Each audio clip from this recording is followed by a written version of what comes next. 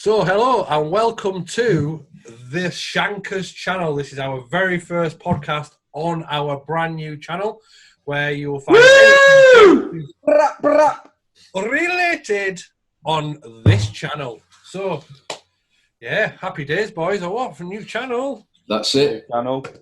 No more. All in one place. No more Shankers going here, there, and everywhere. It's going to be all in one place, so you know where it is, and you don't have to piss about. But still, subscribe to us all. Absolutely. And you better like the other videos that we've put on because it took me ages to find them, download them, and put them back onto this new channel. Whilst this is the first official video on the Shankers channel, all the previous Shankers podcasts on Birdies, Bogey, or Blob have previously been uploaded as well. So everything is in one place for your viewing pleasure. And don't forget to hit that subscribe button on this channel as well as the other three channels. That way, hit that bell notification because you will not miss a thing once the Shankers put out a new podcast or the BBB or something else we're doing differently. Right. So we are changing.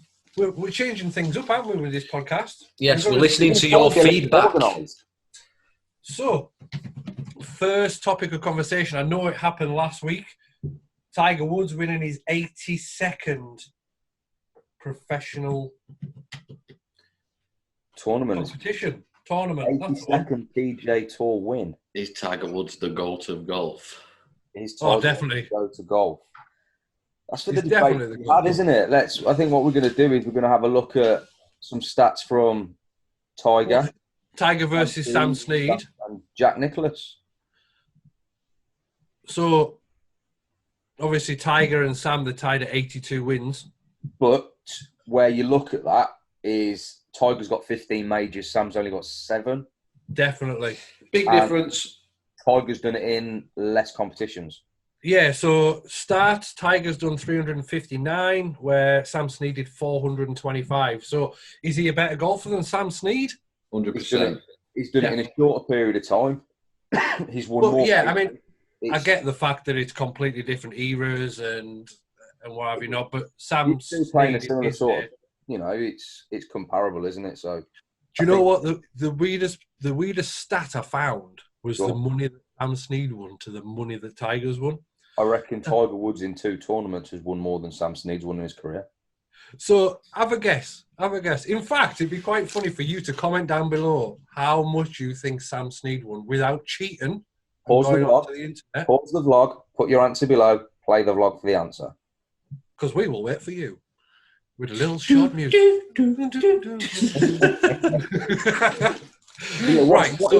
So Sam Snead, I reckon, career winnings, 1.2 million.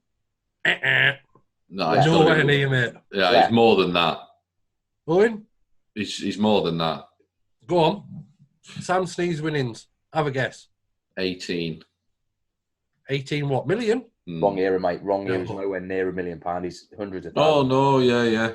$372,000. But like I said, one of Tiger Woods' wins will have trounced that. Yeah. No. We're going to have a go at Tiger's winnings? 120. On the money. On the money. So, yeah. There's Graham's notepad. Yeah. You cheating scum of the earth. Got Google, I don't know. But no, I mean, whilst winning 82 tour wins and 7 majors is no mean feat, I think he doesn't come in the same category as Tiger and Jack. He just doesn't. Not so for I think, me. Well done, Sam, but that's all we're going to talk about you for now. Sorry. I mean, let's go back on Tiger. You know, the guy came back from having his rear end of his UV or UAV or whatever he had smashed by his girlfriend. He's had his UV bill. Yeah, he's what? Back. He's been through public drama caused by himself. 100%. Which is enough to end anyone's career. And then he's come back and won 2 majors, 1 major. Well, he won the Masters this year. And then he's won a PGA afterwards, didn't he? He's won 2 this. He's won 2 tournaments. Yeah. No, he's won 1 major, 2 tournaments, yeah. So, but yeah, I mean, he's had a massive comeback, a huge comeback. And what do you think of that comeback then? It's not finished yet. I think he's got another. I think he's got. How old's Tiger now? 41, 42? The honest answer, mate, is no idea. I don't know. He's not going to stop anytime soon. I think he's got competitive golf at this level, and maybe till he's 55. He'll retire before then. I think. I don't think he will. I don't think he will retire until he beats Jack. Until he beats. Yeah. That. Yeah. I think he wants the 18 majors. Well, the question is going on from the Sam Snead stuff. Can he beat Jack? Can he beat Jack's record? Yeah. Absolutely. He's going to struggle, in my opinion. Is he? Well, you look at the amount of majors, right? And when Jack did them to when Tigers did. Obviously, Tigers had a lot of controversy. Yeah, obviously. But I don't know. He's still got quite a number left. You've got to take into consideration the players that are playing against Tiger as well. Brooks Koepka, Rory McIlroy. I mean, Bryson DeChambeau. They are all major winners. Competitors as well. Yeah. So absolutely. I'm not taking that away, but do you think any of them can compete with him when he's on his game? Absolutely. Yes. That's it when he's on his game. No. But what if they're on their game? Yeah, but we're talking Tiger Woods 2019, not Tiger Woods 2004, when he was literally unstoppable. Yeah. There's no question of it. Right, so Phil Mickelson beat him in that bloody con artist match play thing. Tiger Woods is 43. Stone.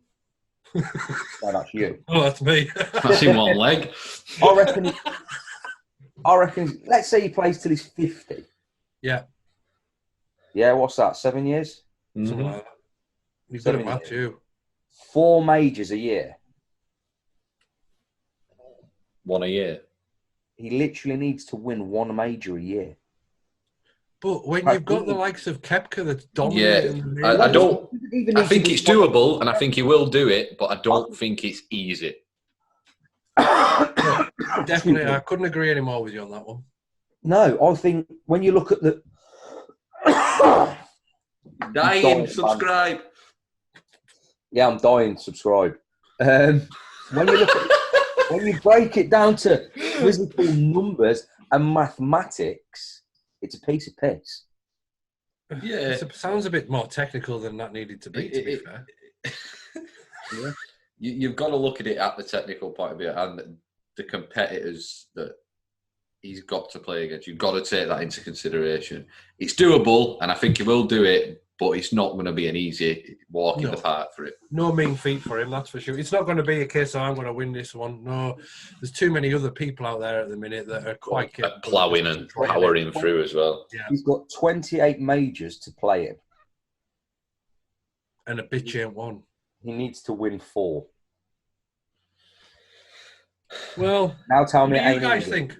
What do you guys think? Can Tiger do it? Can Tiger beat Jack Nicklaus's record and obliterate it out of the park? Well, I'm a massive Tiger fan. Me too.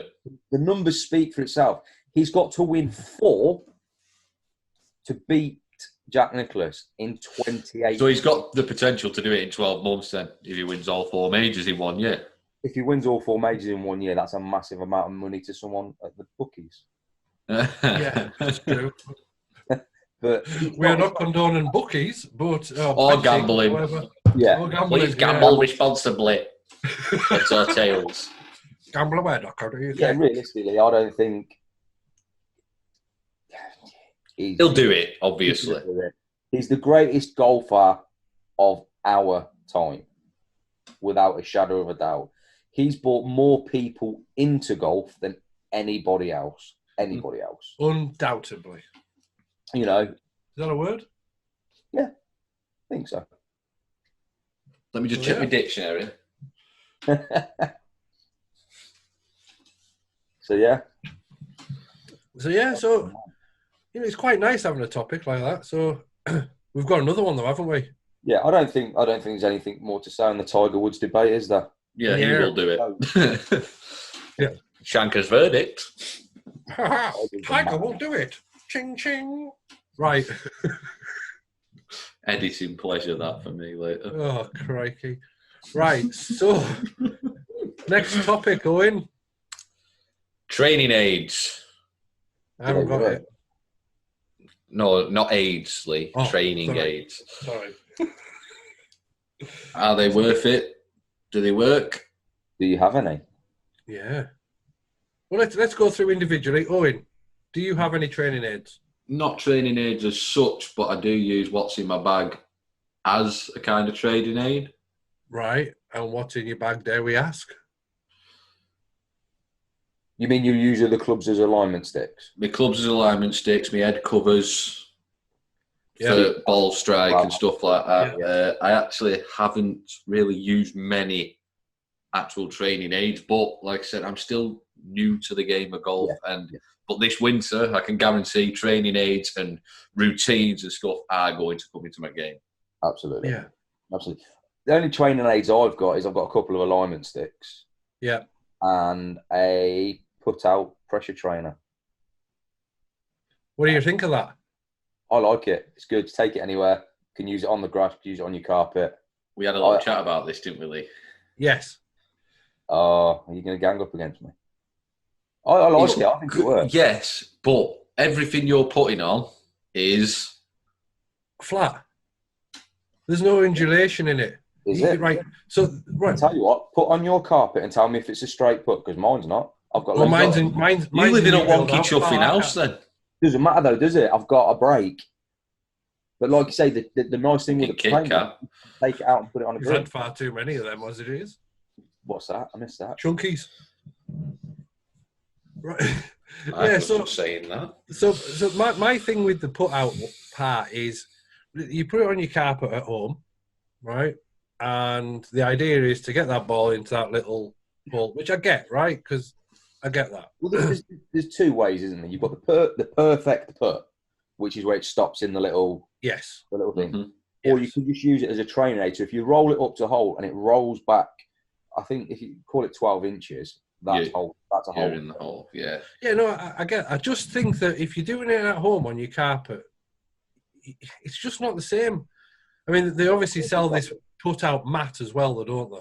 Yeah, but again, you know, a mat is the same as using a carpet, isn't it? You've still got no. Put DVD cases and stuff underneath it. But that's it. You can put breaks in. Like I said, my natural carpet breaks right to left. That's because you live in a garden. Could you not afford flat floors? No, they were extra. So training aids, so I've got alignment sticks and the put-out thing. Do I use the put-out thing? No. Should I use the put-out thing? Absolutely. You should do lots of putting practice, mate. Yeah, your putting's gone really downhill, Lee. Yeah, quite literally. Other than that one put on Sunday. I've got to be honest. One putt. Played shit, but I had one good putt. I've got 99 problems in my golf putting strokes 1. Yeah. So, I mean, there's all sorts out there. Let's face facts. There's ones that you put on the grip to make sure your hand's in the right position at every single point. Have you ever used one of them? Nope. No. I have. It's absolutely disgusting. I think when it comes to training aids, it's the same as anything in the make you better at anything jobby. Some of them will work. Some of them are genuine. Some are just money gimmicks. Absolute gimmicks. Here's a question for you, and it's a question for everybody at home as well. Would you rather spend £25 on a gimmick or £25 on half an hour's lesson with a coach? Half an hour lesson every day. Exactly. So does that not kind of eradicate the training aid? Don't get me wrong. I know all these pros have got these training aids, and sometimes they'll say, like my coach Stu, he said to me, you want to try this put-out thing, it'll improve your putting. Well, to be fair, I bought one off him and never used it, so that's my bad. Do you know what I'm saying? That's why you should have put it. I'll be honest, it helps. I can still outplay you both. if you look at it from a 6 foot putt, on most greens that we play on, a 6 foot putt's not going to break that much. No. We all play parkland courses. They've not got massive, or our courses won't have massive breaks in. That put out works ideal. You know, I mean, if you look at my putting, it's generally quite good. I don't know. The last few games I've played with you, you're putting. I know. I've not seen you all many putts, me, Graham. You always talk about you putting, and I've not seen you all many putts. Oh, you've all 2. Right. Yeah. My putting's getting a lot better. It is actually, yeah. Butter. Why? It's a bit tatty now, isn't It's 24 karat gold plated.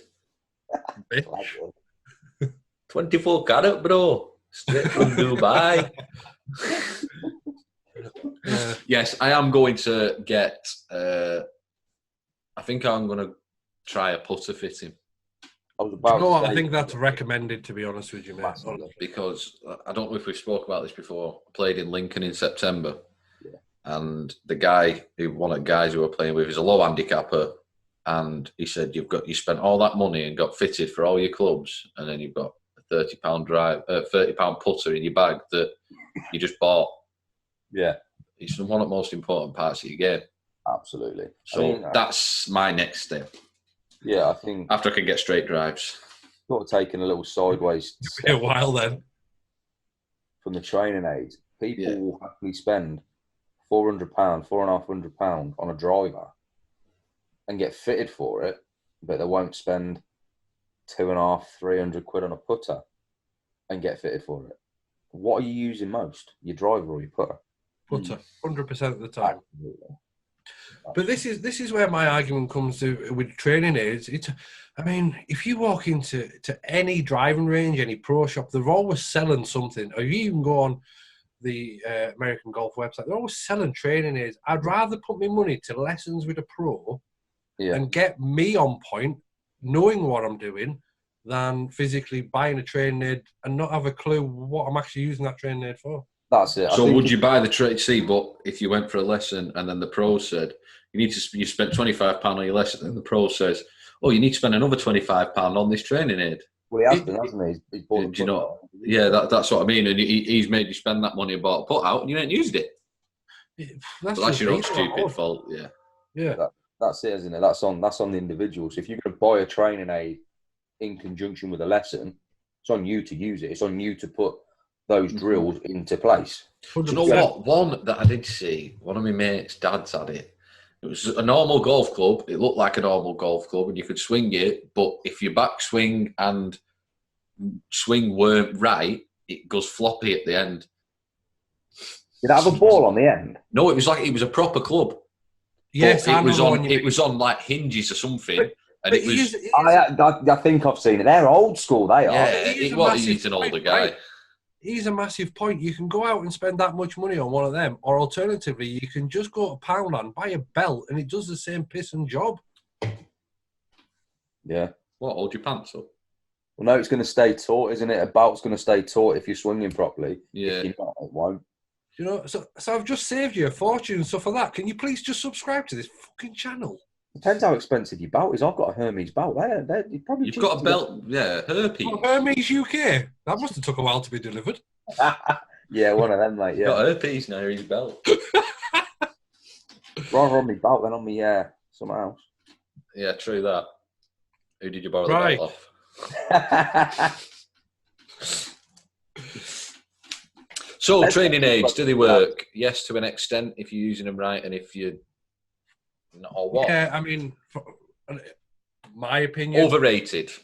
Massively overrated. There's I think there's a place for some of 90% gimmick, 10% actually work. Yeah. There you go. So, last part. Comment below. What training aids do you use? And what do you think of training aids? Are they any good? Do they help you or not?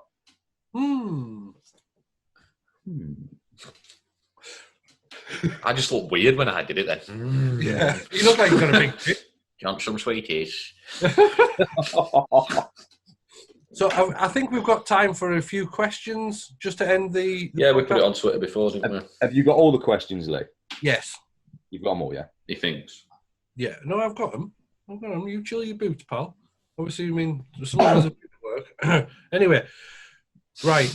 So, Kareen's first question is, when you having guest shankers on with you? We've had one. Our first guest, Sean Hargreaves, last week's episode was our first guest.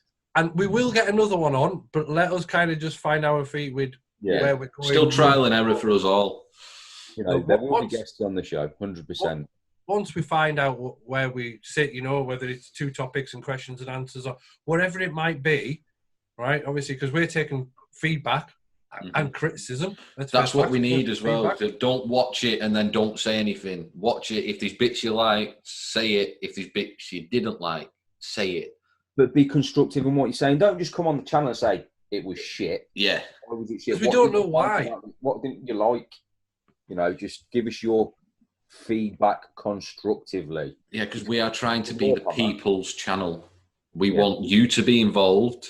Exactly. And we want to do things that you're going to enjoy. We don't. If people didn't enjoy this, we won't be doing it. We're only doing things that you want. So we let want us you know. to come along for the ride with us. Mm-hmm. So be a shanker. Yeah, anybody can be a shanker. Absolutely, shank away. The other part of the question isn't really for us, Graham. It's more for the individual there with the Happy Me hat on. Okay. Have I totally thrown Owen with my request for assistance with a logo design? Who's that? Kareen. I've just been very busy, Kareen. But if you would like to send me another message and remind me, I will be sure to get back to you. And I put a post on quite a bit ago now. I get asked to do logos and stuff all the time, but I can't do it for free. It's another source of income for me. I can't do it for free. I will do it cheaper, and I will do it as cheap as I can.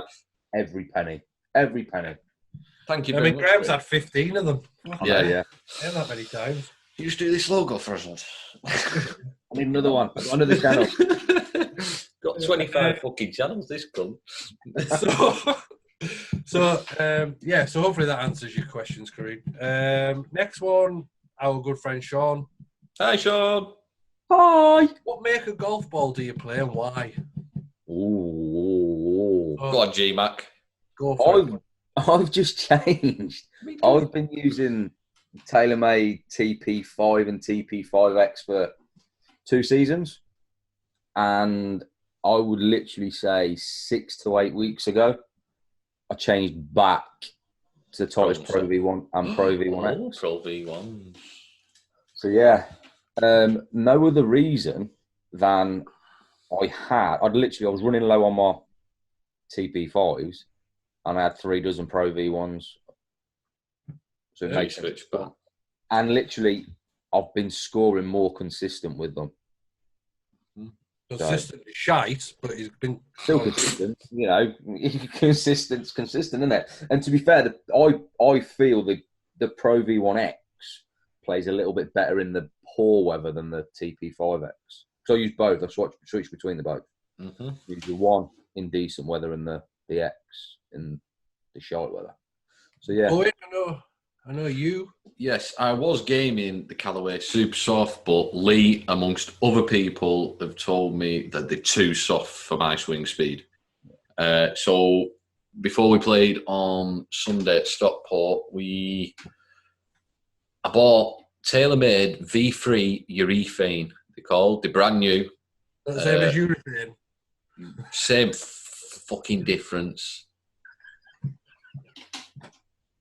Stop picking on him. That's it. You've done it now, innit? I'm fucking going. I'm not quitting YouTube. Yes, but them ones, whatever they're called. Yes, I know. 25 quid for 12 balls. I can't justify at the minute paying 35, 45 pounds for 12 balls.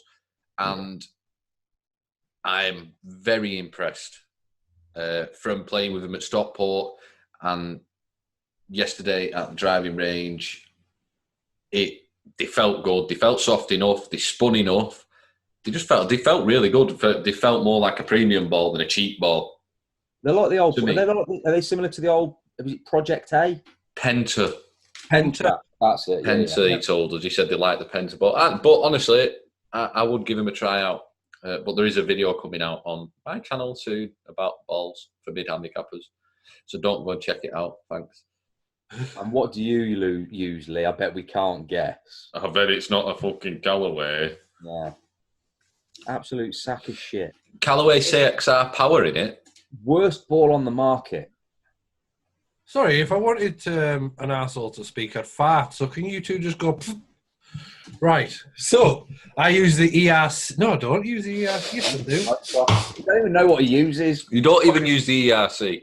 It's the Chrome Soft X. That's what I use. Why do I use it? Because I'm weird, so don't worry about it. There's no logistical reason. It's not better than the golf ball I used to use. I used to use the AVX. Now I use the Chrome Soft X. But if you got a Slazenger ball, got rid of the Slazenger badge, and put Callaway on it, Lee would play with it. But seriously, anybody that's interested in using the Chrome Soft, look at Golf WRX's review and the ball opening of them. Worst ball on the market for centered core. The mantles are all off. None of them are centered. None of them are circular. Shocking ball. Is that not just one batch, though? I used to use the Chrome Soft religiously when I first started playing again. Then went to the TP. Then went to the Pro V. Then went to TP5. And now back to the TP. Pro V. Is that not just one batch of balls that were bad, though? I think they've done. I think it started that way, and then I think they've done. And there's a lot of tour professionals that use them. Hey, honestly, if it's good enough for Thomas Peters, it's good enough for me, pal. Yeah, but what you got to remember is they're probably coming from the tour department. It's the same as the Pro V1s, though. Do the Pro V1s, are they not marked differently for tour professionals? The dash is at the beginning. No, that's a new ball. Right. There's a Pro V1 dash or Dash Pro V1. Dash Pro V1, yeah. It's a new ball. It's a lower spinning than the Pro V1X. Right. Yeah. But hopefully that answers your question, Sean. Yeah. I know you We all love playing with balls. The kind of... Yeah, we've got... Anyway. So, another very interesting question, which can be quite controversial in a minute, lads, and I think we'll finish on this one, is Simon Tasker has asked, how can YouTube golf channels be a success? They are all doing similar content at the moment and are getting stale. That's where the shankers come in. Absolutely. I've got to be honest, right? The stuff I do is not the same as what I see everybody else doing for a reason. Is I've seen a part in the market where I can go, well, I can offer that, and it's not the same as what they do. Yeah, but he's not talking about you, for instance, is it? He's not talking about you. He's talking about the whole YouTube thing as a... I'm saying me as a person, if I can think about doing it differently, then there's no reason why. I think when you're in a market, because let's be fair, it's a saturated market. It is massively saturated. There is going to be repetitiveness from people. Obviously, the big boys are starting to watch the small boys. The small boys are obviously always watch the big boys. Yeah. Ideas are going to be reused. Hence why we come up with this format. We're trying to do something different. We don't want to...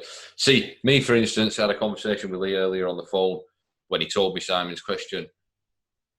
A lot of golf YouTubers are strictly just golf, like this big. I watch everything on YouTube and stuff, and that's where I get my inspiration from everywhere. The likes of people sat playing games. Some of the stuff they're doing then, just sat playing a game and what they do, that gives me an inspiration to give my own little spin on it in a golf way. The other YouTubers like KSI, Sidemen and stuff like that, the stuff they do is madness. Yeah. But it can be tweaked in a way where you could put it golf related. I am not the average run-of-the-mill golfer. I'm into different things other than just golf, and I am not a conventional golfer. I probably never will be a conventional golfer. Yeah. It does me head. There's a lot of copying that goes on. Like 100%. Smaller channels at the minute seem to be getting copied by the bigger channels, and the smaller channels who've done the videos first are getting a couple hundred views, and then a bigger channel will get 100,000 views or whatever. Well, let's look at the one we spoke about in Birdies, Bogies and Blobs. We didn't, pal. We never spoke about it. We didn't. And I'm going to speak about it again. Okay. Well, tough shit because you're out of time. So thanks for watching. Goodbye. No, go on. Give him his minute. Come on, Graham. Come on. It's like you said, the smaller channels will get a couple of hundred views. Mine got 6,500, 6,800. One of my biggest videos. And obviously it was a review. It wasn't. Bullshit. Don't tell me it wasn't a review when it was. Because then when you fingered James's, you said, yeah, it's just a review. It is a review. It was a review. Another thing that's pissing me off is people that slated reviews and this, that and the other, and now all they're fucking doing on the channels is reviews. Fuck off. Shots fired. Boom, bitch! Stop being fake. Be yourself, or don't chat shit on Twitter and whatnot, and do what you want to do. You're only doing it for the views and subs, no matter how much you're saying you're not. Absolutely. Fuck you. Can't be arsed with fake people, mate. And if you don't like what I say, unsubscribe. Don't care. It pisses me off. Sorry, guys. Mate, I get where you're coming from. It was a fucking tangent, and you just went on it. Yeah, but we've done that's where we're at. We're at our rambling stage now, aren't we? Yeah. We're at where we want to just chat shit. But I have just seen something on my screen that kind of means. Yeah. 8 minutes, mate. Yeah. We've still got 8 minutes. Should we talk some more? Right, one more comment below. Should we talk some more? One more question, very quickly, and it's Aidan and Sean's very similar. Is how do you practice away from the course? And Sean's was how do you practice in the winter? Well, I've just released a video yesterday, day before. I'm talking about stealing ideas. Fuck off, you bellend. I'm going to be doing my winter practice schedule soon. Right, so.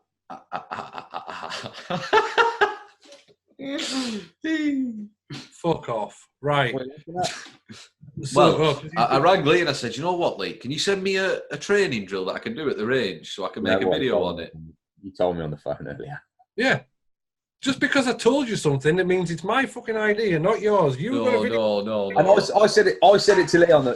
Let's not bicker, boys. I said it to Lee on the phone. It's the time of the year where everybody's going to start doing what they're going to do in the winter and how they're going to do it. So it's all. I'm just going to sit at home and play with my balls. Your new ones. Yeah. So how do you practice away from the course? Watch Lee's video. Well, yeah. Watch Lee's last video, and I'll tell you. No, but come on then, Lee. What do you do? What's your winter practice? So my winter practice, right, which is kind of, I'm going to release a series of videos, but so you've seen the one that I literally make a point of doing practice at the range, and that's what I do. So I'll go to one target, then change, and then change again. And the question was asked of why? Why is that important? Well, it's important because no two shots are ever the same. You're never going to hit 5-8 irons from the same distance every round, etc., etc. But another thing I'll do, so if I'm going there and I'm not hitting my driver too well, for example, I'll say try, Superman. I wanted a fist to come through and punch me in the face. I'll try and hit one cut, one draw, one straight to get my strike up. So one golf ball, I'll try and hit a cut. Next golf ball, try and hit a draw. And the next golf ball, try and hit it straight. It's a skill game. You would never understand that, Graham, because you don't have the fucking skill. So. What's your handicap, mate? Well, officially or unofficially? What's your handicap? It's 8. How many cards have I put in this year? So Carlisle Golf Club, if you're watching. Yeah. So yeah, can I tell you, I've never had a winter training regime ever, because I've never properly been into golf, but now I am. So this is going to be the first year. What should I do? Comment below and tell me what I should do. Fucking pack them away and put them in the attic for the month. Not a long drive, cunt. No. Definitely not, pal. Yes, but I will be taking note of Lee's video and using it when I go to the range and stuff as well. Because that's what I need. Me? Bit of a funny one. I tend to... I play golf all winter round. So most of my winter practice is done on the course because my course generally doesn't close. So if I'm on the range, all I'm doing is drilling what I've been told to drill from my coach. So the range will be just purely drills. And then obviously everything else is on the course. So that's it. So yeah, I guess the overall thing is we work on something that we know. It's your weaknesses. Yeah, exactly. If it's a flaw, so like for Owen, for example, is massive slice with his driver, and if he's not slicing it, it's a massive pull. So his thing would be to make sure he's consistently down the middle. Now he's now got an idea from when you went to the driving range and released your latest video of what to do for that. So, it's a case of find your weak spots, work make on it. sure that they're tightened up so that when next season starts, you are literally starting off. And But don't even though I'm going to be concentrating quite a lot with my driver during winter, your short game is a must to keep practicing for me. I'd say for anyone. Don't neglect your strengths. So if your Absolutely. short game is a strength, Keep at it. you know, at least once a week, be having a short game practice. Happy days. Yeah. So, yeah. Hope that answer your question, boys. Yeah. Go on, Lee. We'll let you send us away. Well, hope you've enjoyed our new style podcast. Like the boys have said throughout the video, comment below, let us know why. Don't just give us a thumbs down because that's just a cunt's trick. And It is bottle out, that is. If you've got something to say it in the comments. And honestly, don't do it with a fake YouTube profile. If you're going to use a fake profile, just fuck off. Well, Put we'll just your delete name by it. Don't put a fake one by it. So, if you've got something constructive to say, honestly, we'll take it. But just comment down below. And if you liked it, give it a thumbs up. And, you know, just say, listen, I prefer this format to the other formats that you did. This one was more constructed. We're still in the TV stage. So, for now, thank you very much for watching. I am Golf Nuts, and I am signing out. Bye. I'm the tattoo golfer. I'm probably going to sit here all night. See you later. Bye. Enjoy. See you later. Chua.